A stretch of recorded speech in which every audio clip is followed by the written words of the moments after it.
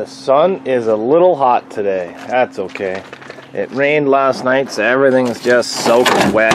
It's kind of humid as crap here today. And we're going to start tearing down this Subaru.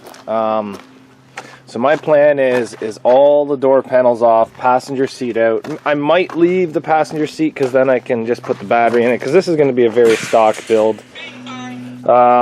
We don't have any dumpster cars, so we're just going to put all of our small miscellaneous shit into here. Like the seats and everything, I'm just going to put right there until I get a dumpster car. But yeah, all this like trim stuff, I'm just going to put in there so then I'm not tripping over it. And we're going to take out all the interior because, believe it or not, I actually had all of this stuff sold, but then Buddy never came back for it. So I'm keeping your $15 deposit, buddy. It took me 3 hours to remove all this products you wanted. So yeah, like I said, what we're gonna do is we're gonna tear it down. Harley is out here with us today. She thought she was in trouble there because I tricked her. And yeah, hey, stay on your cushion. Lay down. Yeah, and we're just gonna get all the door panels off, get it so this car, it's got a lot of water in it because it's been sitting for about 3 months without a sunroof in it because I took it out because Buddy said he wanted it, but then turned out he didn't. So let's get her cleaned out. Well, that was a pretty productive day working on this. What do I think stripping it? You need a 12, a 10, and a 14. Mostly just the 10, to be honest, and a star screwdriver. So we got the headlights, the bumper, the grill, air intake, half of the windshield washer box, but unfortunately there's one bolt that seized, so I'm just gonna wait till I get it on the hoist and cut that out. On the interior, we had most of the interior already out of this thing. The only 14 I really needed was for the actual seat. But still has airbags in it, so we're gonna need a Torx for that, but my God, is there a lot of stuff inside these cars. So that bin is full. And then I have all this stuff over here as well from this car. I did get the rear glass out of it without actually breaking it, which was nice. It could also be because it's like 42 degrees Celsius today. And it was just, I was able to bend it and push it and get my knife around it. So we got all the side windows out. We got the sunroof was already out. We're probably going to smash this just because of how big a pain that is to get out of there.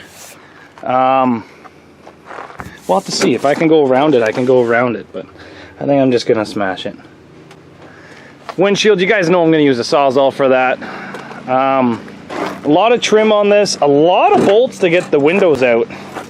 Like, because there's no top halves, they have a lot of stuff to make sure the windows stay straight. Started pulling out some of the electrical and moving it up. This is my ground here for my fuel pump. But we did start moving some of the electrical. Tonight at work, I'm gonna, if there's any slow times, I'm gonna try to find the fuse for the four-wheel drive ABS system. But the car runs. Oh, look at that, that's not good. Look at the smoke over there. I don't like that. Oh, that just blew the fuse. That's what I wanted. So it blew a fuse down here. No more smoke.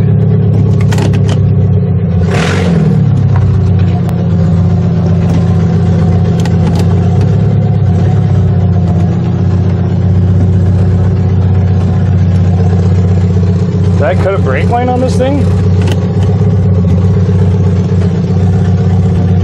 Maybe that's ABS, because sometimes it's firm and sometimes it's not firm.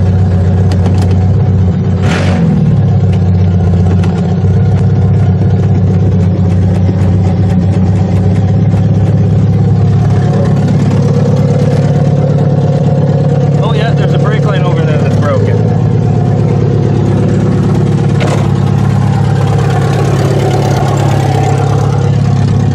Yeah, there's a broken brake line over here.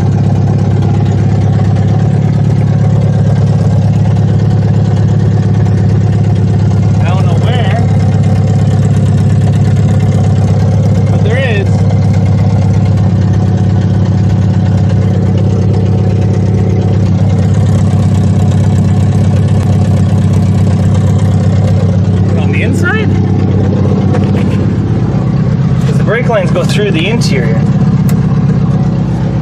Well, I guess that we're going to be capping the rear brakes right here because there's a broken brake line to the back of this thing. So instead of just putting all tomorrow we'll do the brake lines on this one and probably the G6 as well. But it still runs, still drives. Apparently it has a brake line leak. Didn't see that coming. But yeah, these right here are the lines that go to the back of the Subaru, which Subaru's pretty cool for this, guys. All the brake lines go through the interior, which is nice. Oh yeah, there it is. It's right where it comes down. Why are you leaking? Oh yeah, you can see that it's leaking right there. So yeah, we're gonna fix that up at the front.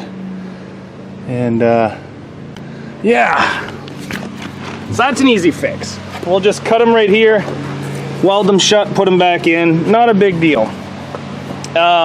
As for everything else, you know what, I found the car pretty good so far. Electrical really hasn't been too much of a nightmare, but I haven't really got past the back hatch.